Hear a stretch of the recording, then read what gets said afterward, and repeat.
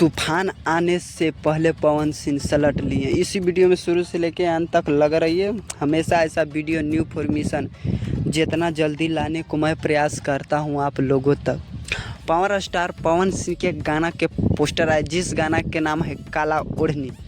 ये गाना में एक्शन से भरपूर है और धमाल और बवाल भोजपुरी इंडस्ट्री में मचाएंगे। हमेशा ऐसा वीडियो न्यू इन्फॉर्मेशन लाते रहते हैं। बात करते कि पावर स्टार पवन सिंह की जिस गाना के नाम है काला ओढ़नी।